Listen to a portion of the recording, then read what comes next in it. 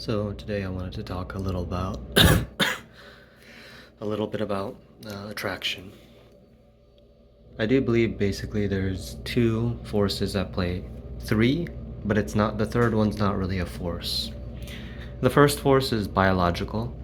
Biology prefers diversity, right? People as far away as possible. As long as you don't get genetic incompatibility, which is very rare. You don't really see that in humans because we're the same species. You get things like hybrid vigor, but you also get animals that are sterile if they're hybrids of different species, right? So there's kind of a trade-off. But with humans, since we don't have that much genetic variability compared to most animals, I believe, because we're such a new species, we haven't had as much time to diversify. So because of that, finding mates as far as genetically possible is our biological imperative, right? But genetically speaking. But then there's another component, the cultural component, right? Which we actually want more familiar people, people who are closer to us, people who are similar, because humans are also social, right? Cultural, which means if you have incompatible cultures, it's much harder to get together and perhaps start a family, right? It's much, much more difficult. So those are the two basically counteracting forces, biological and cultural. The biological force pushes us towards diversity, right? People who are very unrelated to us, but the cultural force pushes us towards similarity, people who are similar to us. And then those kind of create like a equilibrium, a balance.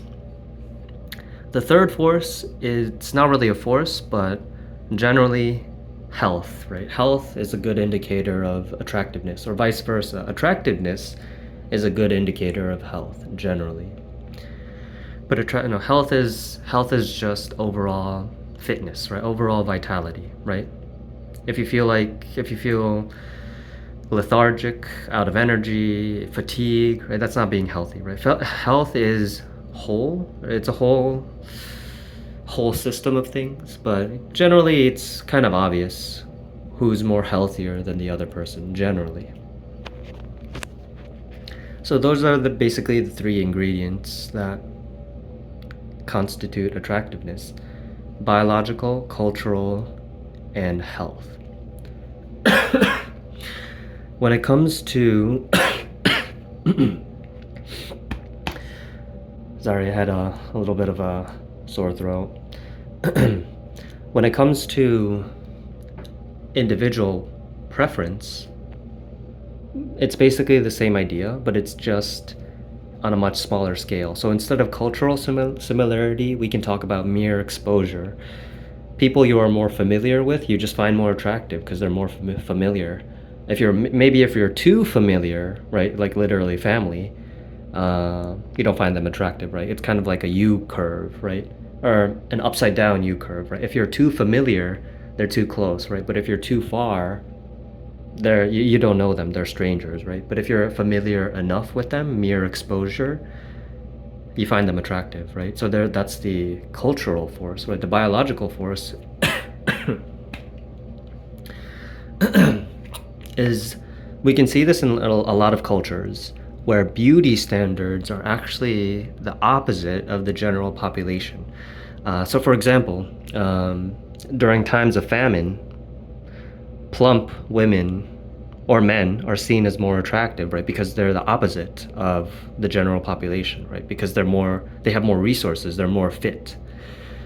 In times of abundance, right, where a lot of people are obese, fit, slim women and men are seen as more attractive, right? Because that's the opposite of the general population, right? It signifies health.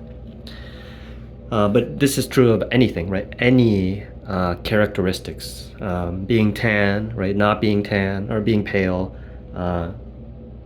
no, right? Tall nose, short nose, big ears, big eyes, small eyes, right? Whatever, right? Any characteristic, whatever is the opposite of the general population is seen as more exotic, right? Quote unquote exotic, right? Unique. right? And that's the biological aspect.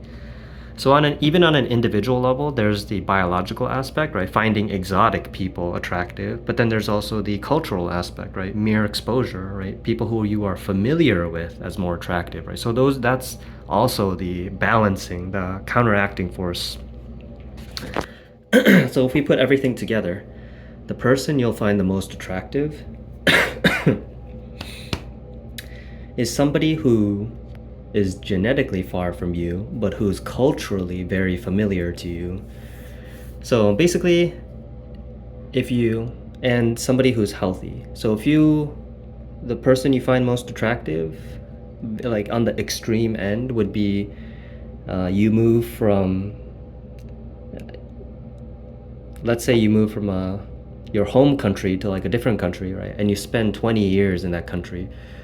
Now, the people in that, in your new country, they're genetically different from you, most likely, right? Most likely.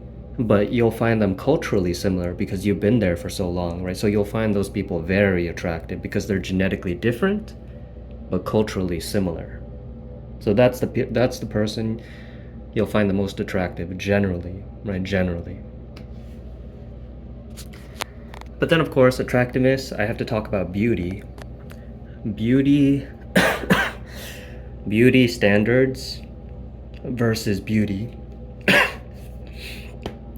Beauty standards are how we perceive things to be beautiful, or how we codify them, but they don't actually signify beauty itself. It's like the difference between playing a chess game and the chess game, the rules of playing chess, right? Beauty standards are the rules, right? They're what signify beauty, but beauty itself is actually playing chess, right? It's not the rules, it's playing chess. And so it's the same with beauty and beauty standards. And attraction. Attraction is more so about mating most of the time. But beauty is more, it's more like, wow, they're beautiful, right? That's beautiful. It's like, it's the touching of souls. It's can't really be put into an equation yet. It's just something that something that deeply connects with you, right? That touches your heart, that touches your soul. That's what beauty is. So, with all this in mind, I guess as a personal experience, for me, I grew up in a Western America, or Western country, so I've been exposed to Western media, right? And because of that, I find certain beauty standards more attractive because of mere exposure.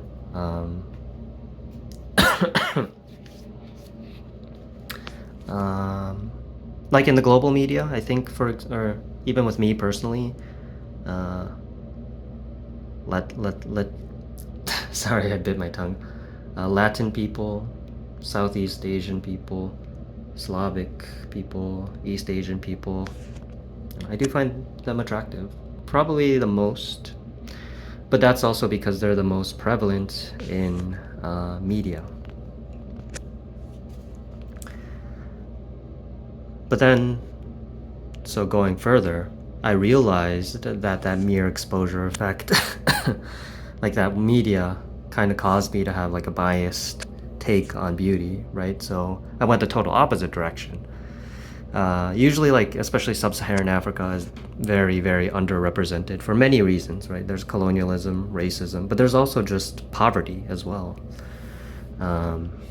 Poverty just makes life so much more difficult. And so, but then, now I'm like, I'm actually very grateful for the culture that raised me. I recognize its biases, its faults, but I also recognize its beauty as well.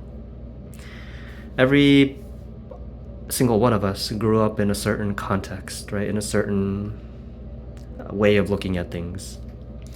And to get rid of that altogether, right? That's very that'd be very sad, right? Because that's part of who I am. That is part of who I am.